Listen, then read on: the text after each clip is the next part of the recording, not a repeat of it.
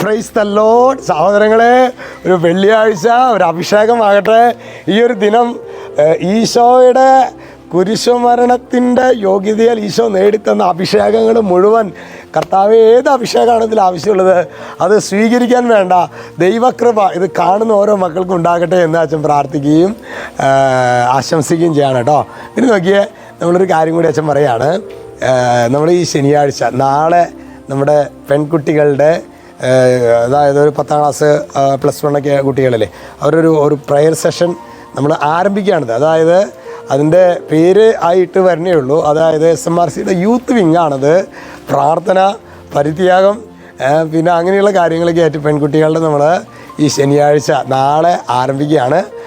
ആൺകുട്ടികളുടെ, അതായത് 10ാം ക്ലാസ്, 11, 12 ആ ഒരു റേഞ്ചിലുള്ള കുട്ടികൾ, അത് ഒരു പരിശീലനമാണ് സഹോദരങ്ങൾ. അത് ശരിക്കും അവരെ പല കാര്യങ്ങൾ നമ്മൾ ടെക്നിക്കലായിട്ട്, പ്രാർത്ഥന ഒന്നാമത്തെ കാര്യം, പിന്നെ ടെക്നിക്കലായിട്ടുള്ള കാര്യങ്ങൾ, പിന്നെ ശുശ്രൂഷകരുടേതായ കാര്യങ്ങൾ, പിന്നെ ശരിക്കും ഒരു ആത്മബലം, കുട്ടികൾ അച്ഛൻ്റെ സ്നേഹത്തോടെയൊക്കെ ഇച്ചിരി ശാസന ഇതൊക്കെ അതൊരു പരിശീലനമാണ് സഹോദരങ്ങൾ.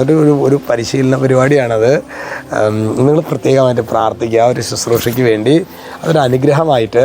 അതിന് കുറേ പേര് പറഞ്ഞൊന്നുമില്ല കേട്ടോ. അതൊക്കെ അത് ഓൾറെഡി പറഞ്ഞിട്ടുണ്ട്. കുറച്ച് നല്ല താല്പര്യം ഉണ്ടെങ്കിൽ മാത്രം നിങ്ങളെ കോൺടാക്ട് ചെയ്ത്, അച്ഛനെ കോൺടാക്ട് ചെയ്ത് കഴിഞ്ഞാൽ നല്ല താല്പര്യം ഉണ്ടാകണം. അതിന് പെൺകുട്ടികളുടെ നമ്മൾ ഡേ ടൈമിലേക്ക് ആയിരിക്കും അതിൻ്റെ ഒരു പ്രയർ സെഷൻ എന്തായാലും അതിനുണ്ടാകും. പിന്നെ കുറച്ച് കാര്യങ്ങൾ അച്ഛനവരോട് പറഞ്ഞു കൊടുക്കും. ആൺകുട്ടികളുടെ നമ്മളത് പ്ലാൻ ചെയ്തു വരുന്നു. ഈ ദിവസങ്ങളിൽ തന്നെ ആൺകുട്ടികളുടെയും നമ്മളത്, കാരണം ഈ പ്രായത്തിലാണ് സഹോദരങ്ങളെ ശരിക്കും കുട്ടികൾക്ക് പരിശീലനം നൽകേണ്ടത്. ഈ പ്രായത്തിലാണ്. ഹല്ലേലൂയ. അപ്പോൾ നിങ്ങളെ പ്രാർത്ഥനയ്ക്ക് നന്ദി. പെൺകുട്ടികളുടെ അപ്പോൾ നാളെ ആരംഭിക്കും, ആൺകുട്ടികളുടെ ഈ ദിവസങ്ങൾ ആരംഭിക്കും. നിങ്ങൾ പ്രാർത്ഥിച്ചാൽ മതി കേട്ടോ. ഇന്ന് നമ്മൾ ധ്യാനിക്കുന്നത് യോഹന്നാൻ്റെ സുവിശേഷം 6:63. അവിടെ തീയാണ് സഹോദരങ്ങളെ വചനം പറയുന്നത്. ആത്മാവാണ് ജീവൻ നൽകുന്നത്, ശരീരം ഒന്നിനും ഉപകരിക്കുന്നില്ല. എന്നിട്ട് യേശു പറയാണ്, നിങ്ങളോട് ഞാൻ പറഞ്ഞ വാക്കുകൾ ആത്മാവും ജീവനുമാണ്. നിങ്ങളോട് ഞാൻ പറഞ്ഞ വാക്കുകൾ അത് ആത്മാവാണ്, അത് ജീവനാണ്. ഈ വചനം കാണാപാഠം പഠിച്ചേക്കണം കേട്ടോ. ആത്മാവാണ് ജീവൻ നൽകുന്നത്, ശരീരം ഒന്നിനും ഉപകരിക്കുന്നില്ല. അപ്പോൾ ചിലപ്പോഴൊക്കെ നമ്മുടെ ശരീരത്തിൻ്റെ തൃപ്തിക്ക് വേണ്ടി ഓരോന്ന് ചെയ്തു കൂട്ടിയിട്ട് സഹോദരങ്ങളെ ശരീരം ഒന്നിനും ഉപകരിക്കുന്നില്ല.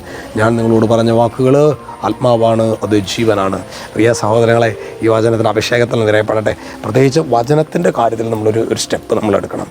കുട്ടികളെ പരിശീലിപ്പിക്കുന്ന കാര്യത്തിൽ ഒരു സ്റ്റെപ്പ് എടുക്കണം.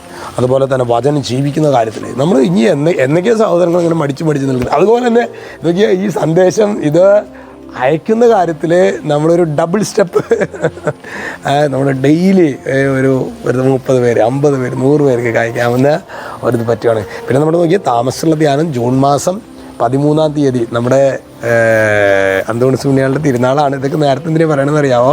നേരത്തെ കൂടി പ്രാർത്ഥിച്ചൊരുങ്ങി അതിൽ വരാൻ വേണ്ടിയിട്ടാണ്. ശക്തമായ ഡെലിവറൻസിൻ്റെയൊക്കെ ശുശ്രൂഷകളാണ്. മഴക്കാലൊക്കെയല്ലേ, ജോലിക്ക് ചിലപ്പോൾ ഇച്ചിരി ഒന്ന് ഒതുങ്ങിയിട്ടുണ്ടായിരിക്കും.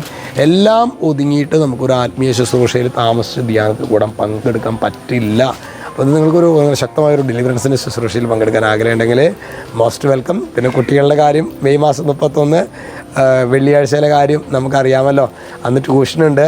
പിന്നെ അന്ന് ശക്തമായ മഴയായിരിക്കാം, പിന്നെ വെയിലുണ്ടായിരിക്കാം, പിന്നെന്തൊക്കെയാണ് അന്നുള്ളത്, അന്ന് ക്ലാസ് ഉണ്ടായിരിക്കാം.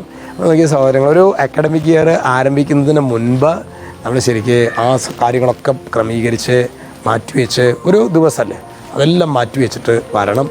കുട്ടികൾക്ക് അന്ന് കുമ്പസാരിക്കാനും നന്നായിട്ട് ബലി അർപ്പിക്കും.